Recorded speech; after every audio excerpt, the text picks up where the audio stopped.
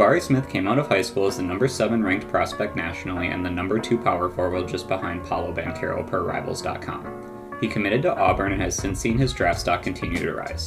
Smith is now widely being mocked as the number 1 overall pick thanks to his season of sweet shooting at 6'10", along with his overall versatility as a player. While he may not be the consensus number 1 pick at this time, it seems that at this point it's his draft slot to lose.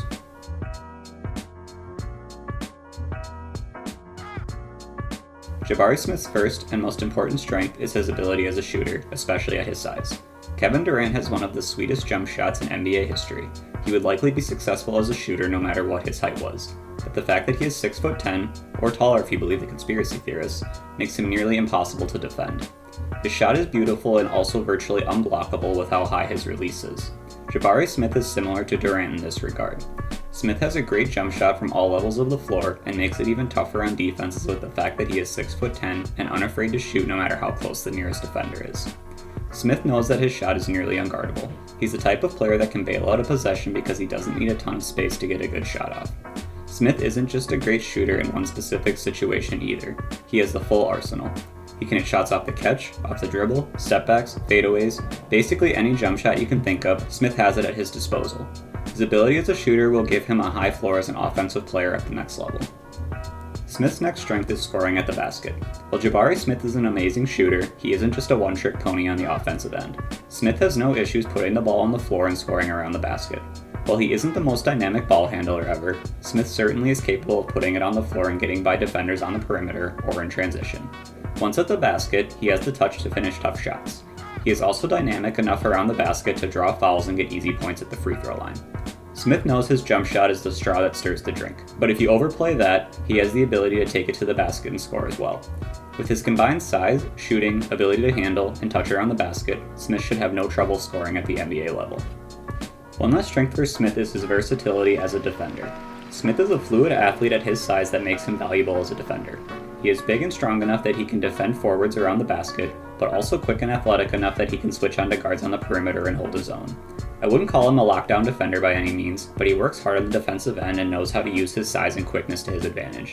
He routinely bothers shots around the basket and is disruptive on the perimeter, causing turnovers and bad shots. Some players come out of college knowing how to score, but struggle to hang in defensively at first. I think Smith will be able to fit in defensively at the NBA level right away, outside of the normal rookie growing pains.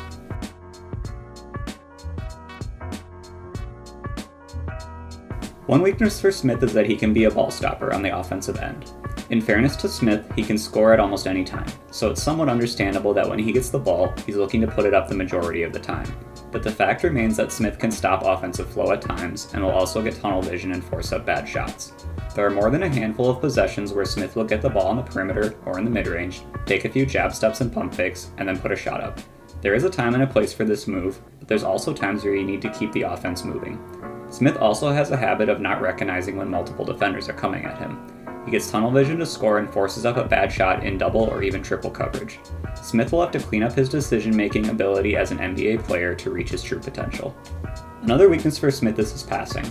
As mentioned before, Smith already struggles with deciding to get the ball to his teammates. Compounding that, he isn't a great passer when he does decide to let it go. He seems to take a while to decide that he wants to pass to someone. This leads to him telegraphing passes and deflections and turnovers for his opponents. He also just isn't the most accurate passer. All in all, Smith really struggles as a playmaker at this time. I don't think it's because he's selfish. I think he just never really has been asked to playmake because he's so dynamic as a scorer. He can still have a very successful career without being a great playmaker, but to really become the star he can be, I think he'll need to improve at least modestly as a playmaker.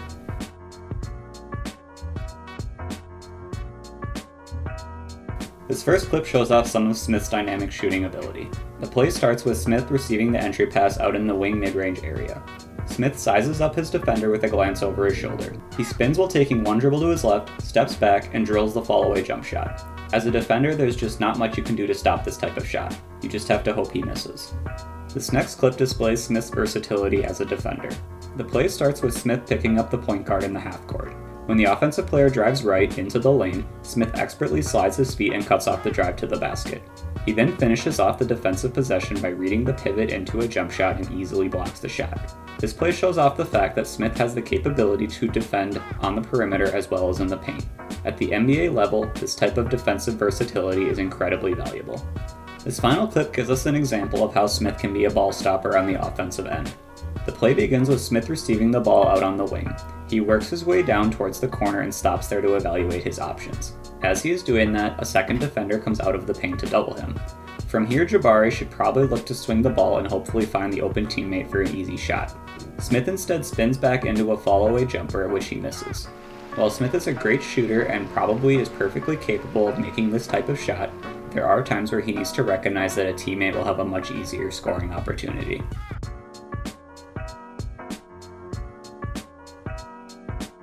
Jabari Smith is one of the most exciting players in the 2022 NBA draft.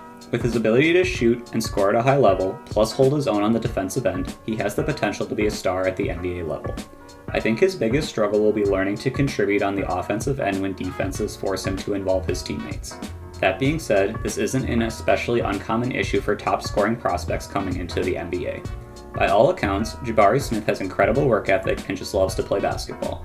I don't think he's going to be the type of player that doesn't work on an area in which he struggles. I believe that Jabari Smith should have a great career as an NBA player and could become one of the game's stars in time. My NBA comp for Jabari Smith is Rashard Lewis. Lewis was also a 6'10 forward that could make it rain with his jump shot. Jabari Smith gives us an opportunity to see what Lewis would have looked like in the modern NBA.